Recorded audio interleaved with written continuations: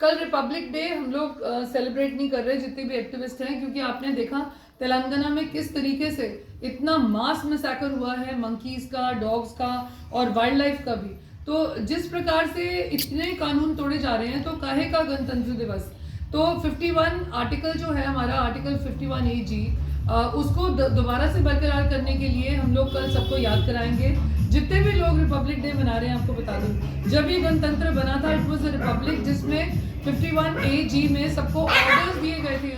ये कानून है, आप ये मत समझिए कि हम आपको एडवाइस दे रहे हैं। ये कानून है कि हमको अपनी पूरी एनवायरनमेंट की रक्षा करनी है, सारे जीवों की रक्षा करनी है, राइट टू फ्रीडम।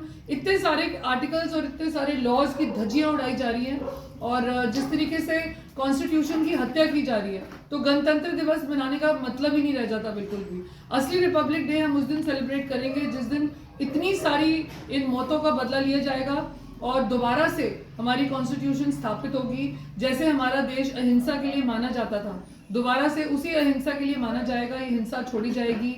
और जिस प्रकार इतनी बेरहमी से सारे ये इंडियन डॉग्स को कुचला जाता है, तो आपको बता दूं ये इंडियन डॉग्स हैं। पहले तो आप लोग इनको स्ट्रे बुलाना बंद कीजिए। अगर आप वास्तव में अपने आप को एक आजाद देश मानते हैं, तो इनको इंडियन डॉग्स बुलाइए, ना कि स्ट्रेज बुलाइए। तो मेन यही है कि हम लोगों का देश तो आजाद हो गया, लेकिन हमारी मानसिकता आजाद नहीं हुई। तो इनको जब आप जंगली और आवारा कहते हैं, तो याद रखिए आप भी इंडियन हैं।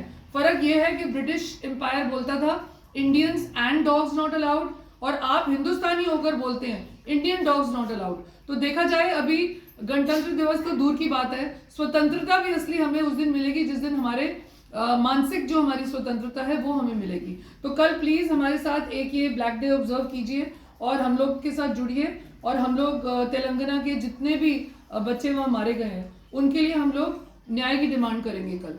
Thank you.